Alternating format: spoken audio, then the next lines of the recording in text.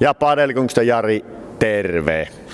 Nyt me ratkaistaan tämä kaikkein aikojen suurin mysteeri, että kuinka paljon hiilikuidun K-lukema vaikuttaa pallotuntumaan.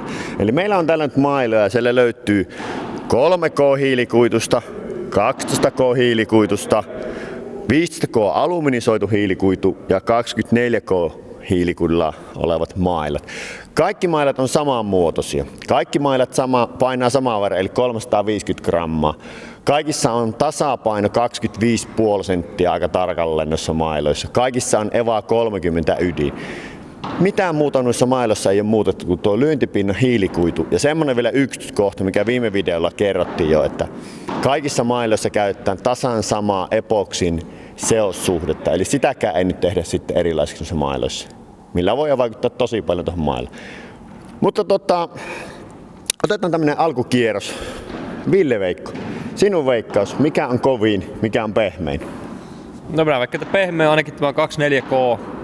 Kovin löytyy varmaan 3K, 15K akselilta.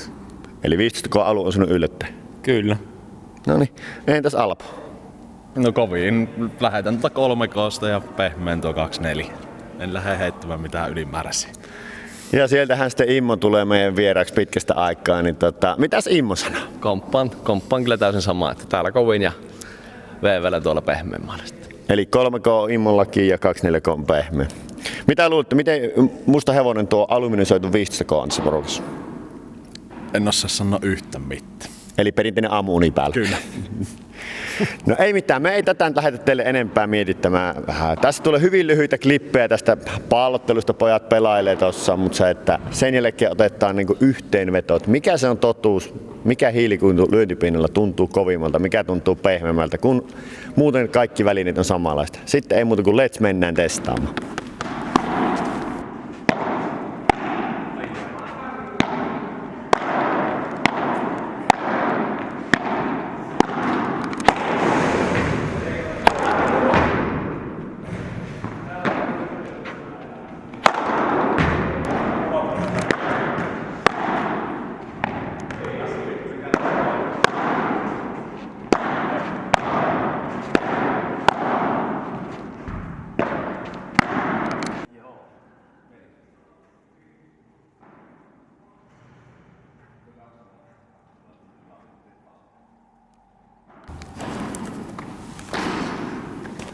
No niin, sitten mailat pelattiin läpi ja kyllähän siellä aika selkeät erot on. Mitä sanoo Immo Laukkanen tällä kertaa? Sä oot pulpadelin miehiä normitiimissä tuolla ja nyt saat pelata Palapin mailoille. Niin jos ajatellaan tätä hiilikuituerotusta, sulla on 3K hiilikuituinen mailla kädessä, mutta löysitkö sä eroja?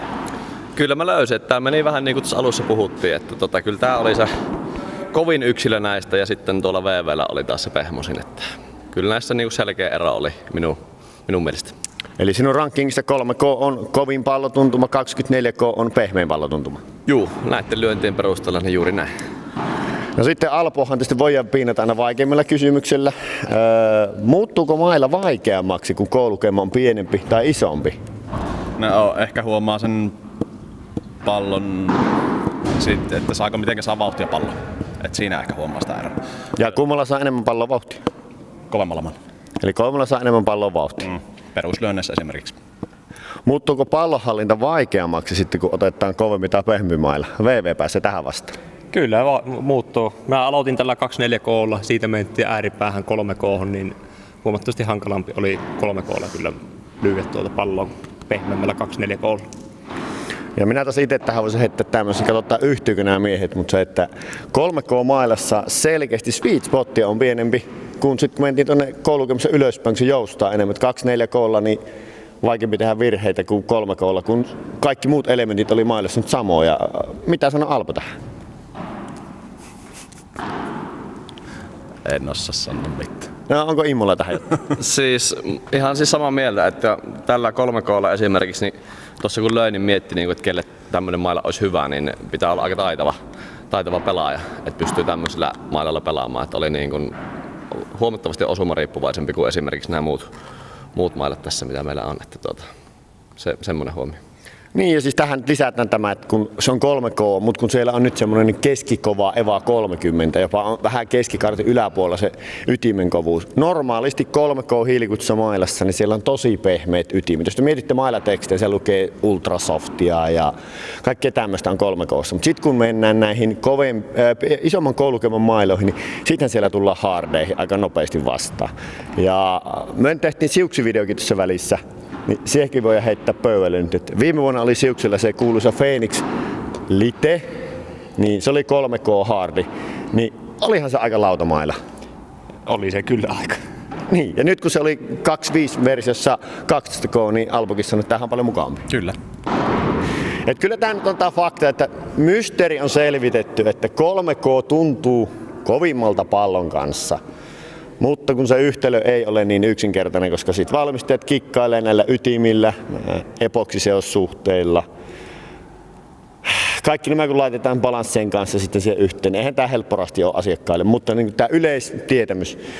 3K on kovin, 12K tulee sitten, 15K alu, jota mietittiin, että onko tästä jotain yllättävyyttä, niin ehkä se ei yllättänyt siellä välissä sen kummemmin. Se vaan helpottuu tänne päin mennessä se pallon hallinta ja 24K oli pehmein. Ja nyt kun tässä on teidän tasoisia miehiä, niin minkä te valitseisitte näistä mailoista? Minä otan ensimmäinen käteen tästä niin puhas yllättäjä, 15K alu. Padelkunkun valinta. Minusta tää oli niin hyvä. 24K oli jo vähän softin puolella. Entä Ville-Veikko? Täysin sama vastaus, samoin perustein. Minä ottaisin kanssa tuon 15K alun. Se monipuolisuus oli mulla siinä. Kyllä. Alp.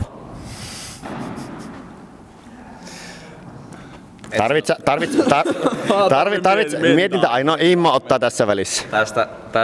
Tästä akselista jompikumpi. Et ei näiden välillä en ihan älytöntä eroa huomannut. Ehkä 15K napsun helpompi vielä, mutta kummalla tahansa pystyisin pelaamaan ihan niinku mukavasti. Mutta kun meillä ei ole montaa vaihtoehtoa, meillä on yksi. Sitä ottaa.